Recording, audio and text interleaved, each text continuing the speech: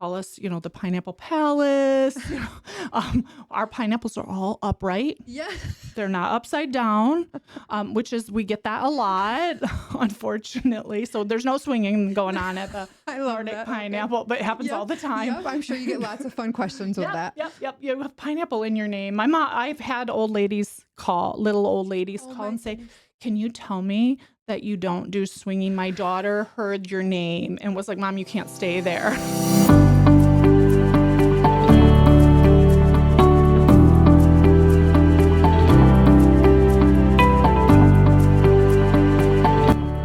Hi, everybody. This is Mariah. We're here with the Community Pulse podcast with the St. John's Area Chamber. So today we are interviewing the Nordic Pineapple. We have Kjersten here. We are excited to have you here. Thank you. I'm excited to be here. So you guys became owners in 2018. I know. It's been almost 8 years. It's hard to believe that we've been here 8 years in St. John's. And right before COVID. Before COVID. Oh, man. Right. So that was a curveball you didn't expect, right? That was one of those things that we were like, oh, what could go wrong? Oh, pandemic. Yeah. Why not a pandemic? You just never really know what could happen, right? If we could survive a pandemic, we can survive any. Yeah.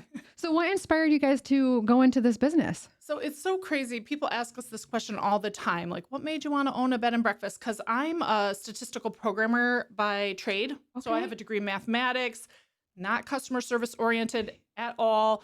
And my husband is a security guard. Oh, yeah. He was a TSA officer at the airport, and hospitality wasn't really our thing, but we started to daydream about, like, what would we do if we could do anything? Yeah. Like, if you could just have any job in the world and money wasn't an option, what would you do? And somehow, out of all of that, landed this idea that we could run a bed and breakfast. We love to stay at them. Yeah. They're all unique. They're all over the country. You can go to Europe and stay in them. Mm-hmm. And so we were like, this would be something we could do. But our kids were young, and we thought, well, we'll wait until we retire. And then we were like, we would go someplace and we talk about it, and then we would put it back on the shelf. And then eventually we were like, what are we waiting for? Life is short. Exactly. Let's do something interesting. Let's have some fun. And let our kids know that if you want to do it, you should just do it. I love that. And so we started looking, and it's so funny when Greg found this property on Zillow. And if you've ever been here, it's got an amazing facade. It does. And he pulled it up and he was like, look what I found. And I laughed. I said, there's no way that's in my budget, right? I was like, you gotta be kidding. You never know. And he was like, no, scroll down. And I was like, well, what's wrong with it?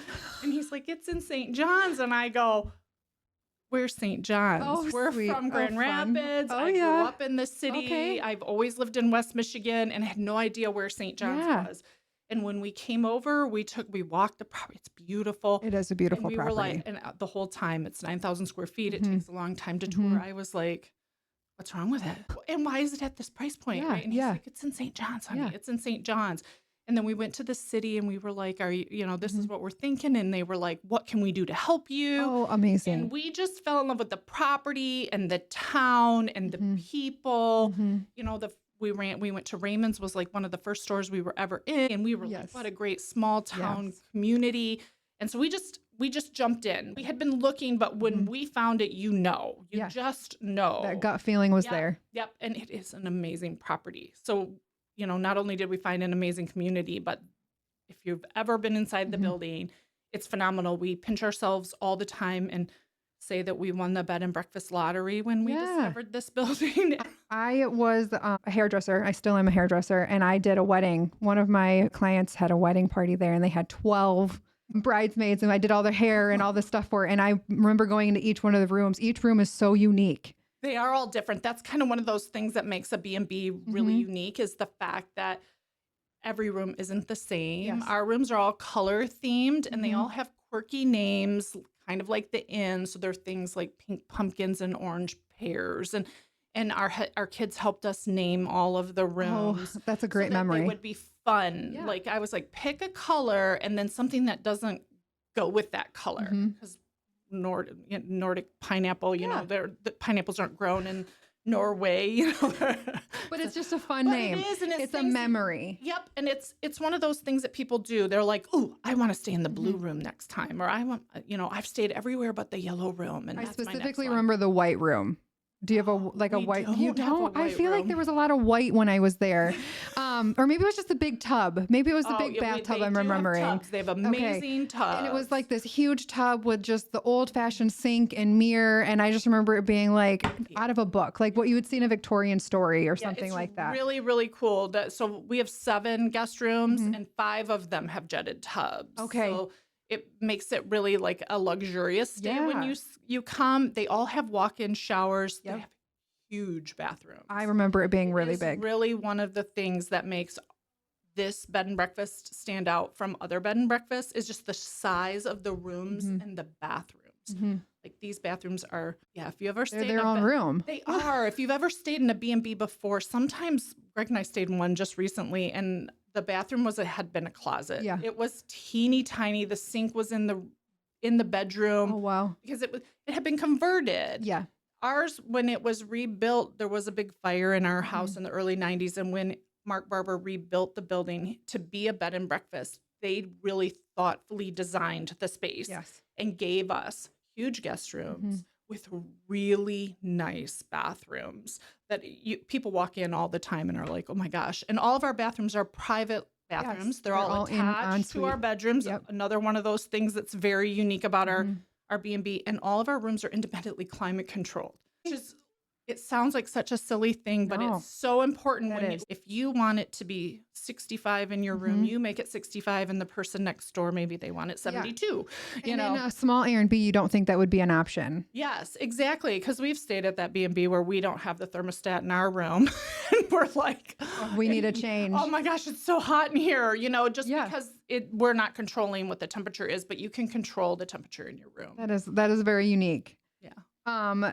So this year you've expanded your events calendar beyond just overnight guests. Tell us some of the new summer events anyone in the community might want to attend. Yeah, we're super excited to go beyond just an overnight stay at the Mhm. inn, where our events in the past have all involved come hang out with us, spend the night, we'll feed you breakfast, all of the things that come with the B&B. And Darcy, our innkeeper, and I sat down and brainstormed earlier this year, and we're like, what are some things that we could do that maybe would involve the community in a different way? Mhm. You can absolutely stay with us for any of our events, but this would allow you just to come for the evening Mhm. or the afternoon and hang out with us. So we're doing brunch on the porch. We have that event scheduled for July 19th. So Mhm. if you want to come and have brunch, we hear people all the time are like, I want to have your breakfast. I love to post breakfast pictures. This is your opportunity. Yes. Come. We're serving like a 4-course breakfast. Okay. We're doing dinner on the porch. Okay. This is a series. So we have a date in August. It's already sold out. Oh, sold out awesome. quickly. We were super surprised. And we're going to do one in September, one in October, and one in early November. So look for Mhm. dinner on the porch. So it's exactly what it sounds like. 5-course menu on our porch with wine pairings, live music, hang out with us. This Mhm. is a great opportunity for date night, Yeah. right? Like a higher end. It's limited to 16 people, so it's small. Really, like we're serving a salmon dish in August, but it's very themed Mhm. around what season we're in. As Okay. we move into the fall, it'll be more, fall-based foods and stuff. So that's a fun one. We want to do a cake party in our yard. So Oh. bring a cake, eat cake all afternoon kind of thing. We're really trying to do wine tasting. Like we're Oh, trying to yes. partner with someone who will Yes. want to come out and teach people about wine, do Yeah. wine tastings, what do you pair with them, and then partnering with the new charcuterie store in town. We're really Yes. excited about them. Yes. Have them bring out some charcuterie boards. Another opportunity to just kind of come hang out on the porch. For all these events, we'll do small tours of the building. Everybody wants to see the building, but we really wanted something where the community could be more involved. We also, it's so crazy to run into people. We've been here 8 years and people are still like, what do you mean we have a bed and breakfast in town? And so it's an opportunity for people to come out, hang out on my porch, have a great meal, Yeah.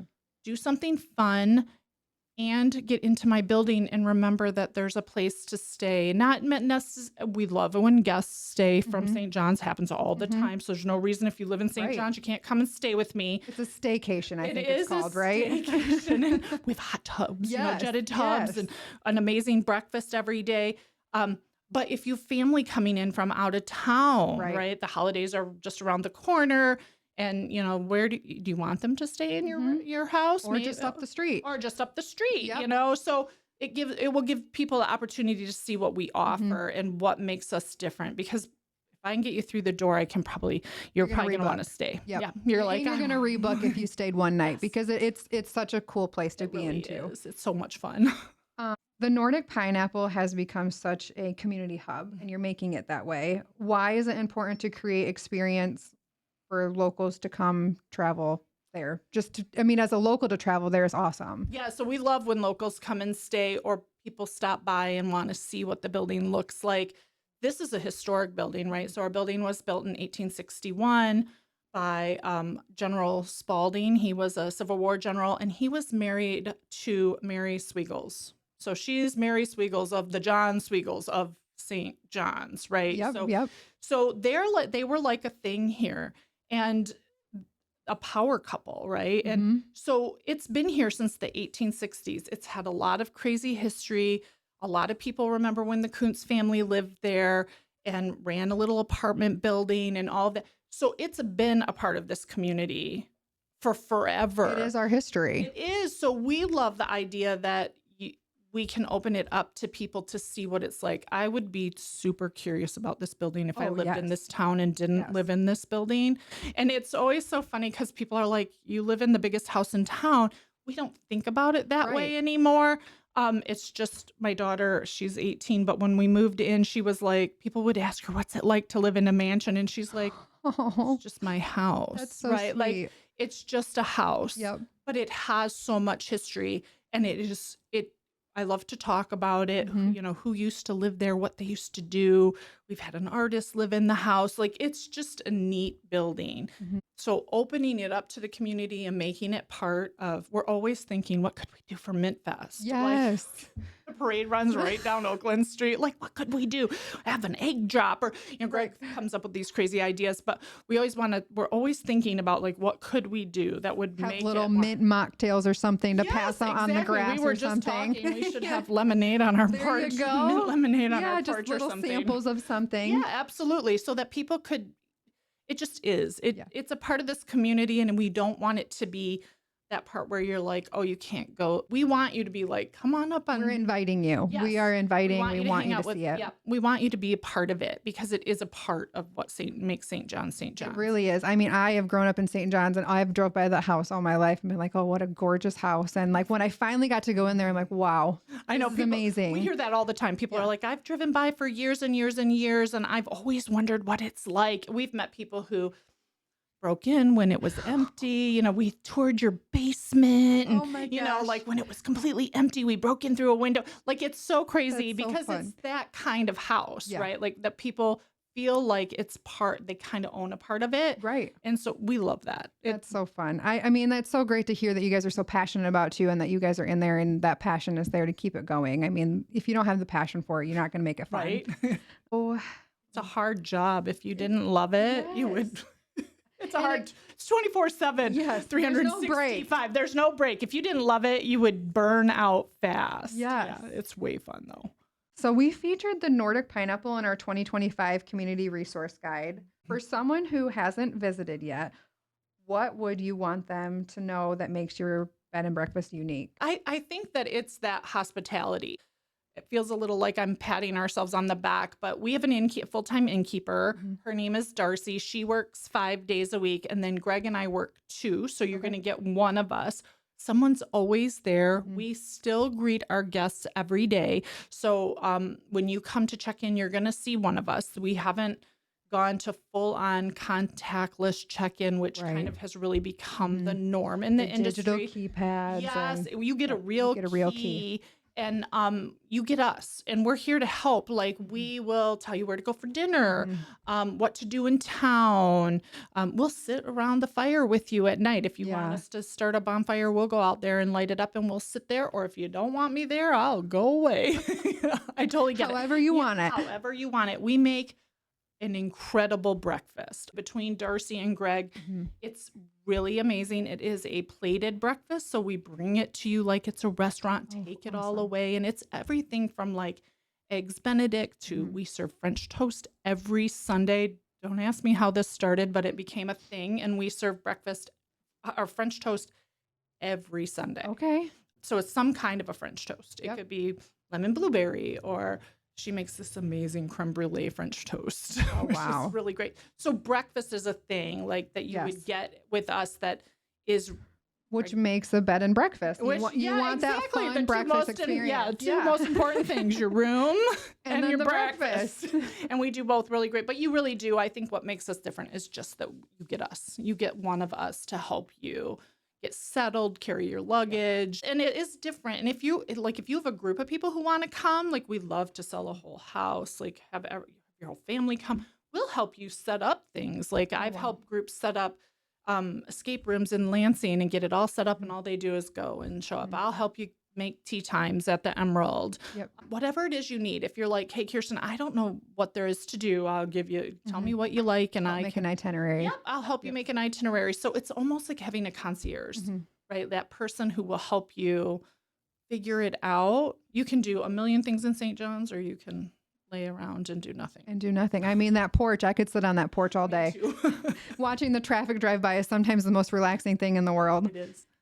If somebody wanted to have the perfect weekend in St. John's, what itinerary would you recommend? So really, I do think it really depends on what you're into. Like for me, the perfect itinerary is checking in on Friday and putting my feet up for the rest of the weekend and doing nothing, sit in that jetted tub, sleep in all day. So you could do something as simple as that. But you could come and go downtown. We have quaint little shops in our downtown area that people don't expect, right? I think this is why you're doing this amazing podcast, is what is there to do in St. John's? It's amazing what little things there are to do right in town. We're going to move into the fall before we know it. And there's all of the cider mills in the area and all of that. And then, of course, let me feed you breakfast both days, that anytime that you're here. But even if you wanted to, we have lots of people who come to St. John's and they want to use it as a hub. So they'll run into Frankenmuth for a day, go down to Lansing and do everything that there is to do around either the university or the Capitol. And there's so much stuff to do there. We've had people go to the lake, drive into West Michigan and go to Grand Haven for the afternoon. Becker's, we have, we're the closest brides hotel to Becker's. That's true. That's very true. Come in if you're coming to Becker's. We're 10 minutes from Fowler. There's not anywhere to stay in Fowler. Come stay with us. And what a fun experience to get your dress and to have a fun breakfast and to have that just luxury feel without it being over the top. Absolutely. So there's tons of stuff. So again, if you want to go antiquing, I can help you figure out where to go. I love to antique. Like you want to stay in and do nothing. We've had people come and watch a marathon of like the Lord of the Rings. Then they check in, they come down for breakfast and they're watching the Lord of the Rings the whole rest of their weekend. That's great. That's what they want. Yep. We've had people bring their Lego sets and set them up in my breakfast room and build Legos because they have little kids at home and they don't, they have those really elaborate sets and they want to not have their kids' hands in them or the dog or right. It seems so funny, but it is true. People, all walks. You never know. I have games. We can, we can watch TV, watch movies, all of that. So it can be as busy or as laid back as what works for you. So to say what would be the ideal weekend, it's dependent on what you want to do. Well, and you're there to help them, and that's what's great. So that's the best part about it. Yeah, absolutely. Is there a funny story or some fun surprise that people would want to know about the Nordic Pineapple that you have? I mean, there's so much history and there's so much fun that happens just with you and your family there. I'm sure there was some funny stories as you took over or something. I don't know, because everybody always asks me what's the best part of owning a B&B and what's the worst part. The people are the best part. Yes. We meet amazing people. People call us, the Pineapple Palace. Our pineapples are all upright. Yeah. They're not upside down, we get that a lot. So there's no swinging going on at the Nordic Pineapple, but it happens all the time. Yep. I'm sure you get lots of fun questions with that. Yep. You have pineapple in your name. My mom, I've had little old ladies call and say, can you tell me that you don't do swinging? My daughter heard your name and was like, Mom, you can't stay there. And I'm like, our pineapples are upright. My husband will we have pineapples on our logo. Mm-hmm. And if the coffee cup is upside down, he'll turn the coffee cup right side up. It's like a thing. So it is definitely a thing. All of our pineapples are the right way. It's funny. The first time it happened, I was absolutely mortified. The first time someone asked me about it, but because how do you respond to that? You know, like exactly. what are you looking for? Because I don't want to get I want to give you the right answer, but not the wrong impression. You know, right? Absolutely. And you work really hard to build your reputation, and that's not the one we want, right? The other big thing that people ask is where we got the name, which is like I'm the Nordic part of the Nordic Pineapple. So my sister and I are third generation Norwegians. I have a J in my first name. My maiden name is 𝐂𝐤𝐢𝐬𝐿. It's very Norwegian. Okay. And then I always love to say that Greg is the fruity part. You've met him. He's like that guy who like builds things and mows the lawn and, you know, but the pineapple is the international symbol of hospitality. Okay. So we wanted a quirky little name that you would remember Yeah. so that it isn't that like, where's that? We stayed somewhere in mid-Michigan. What bed and breakfast was that? Because that happened. Just a bed and breakfast. No, it wasn't just a bed and breakfast. And I love Mark and Terry. Their bed and breakfast was there before we owned it. Was called the Oakland Place. It's on Oakland Street. Right. Easy to forget. I've told Terry many times it was a snoozer of a name, but and she laughs. Yes. She lives down the street from me, but you want a name. It's a little bit of a marketing ploy, but you want something. But I love to tell people that he's the fruity part. That's great. And now he tells people that. He's like, yeah, I'm just the fruity part. First time I said it, I think he was like, what? That's awesome. And it always gets a laugh. Well, I do appreciate you coming in today for our podcast. This is such a great support for us and for the community. And thank you. We're very thankful you're a member, and we're hoping to keep working with you on everything going on. Come out and join us on our porch because it's going to be a great summer. There's a lot of things coming. And if people keep coming, we'll keep doing it, right? Like if we set things out there and people are like, yeah, I want to come have dinner on your porch or I want to have brunch with you, we'll totally keep doing it. So it's important that I love that you guys are doing this because supporting small business right now, it's a funny economic time. We're all struggling a little bit and people aren't talking about it like they did during COVID, right? That's very true. Yep. During COVID, we were all like, shop local, support local business. We were screaming it from the mountaintops. The economy is not a lot better right now than it was during COVID. And so people are struggling. Small businesses are really struggling. And so just remember that, support not just us, but that the local businesses need us. Yep. We need to support them. The economy is kind of weird and gas prices are expensive. So stay local. Just come hang out my porch for a night. It's not really expensive and we don't have your laundry. Right. Well, thank you again so much. We appreciate it. It was so fun. Yeah, absolutely.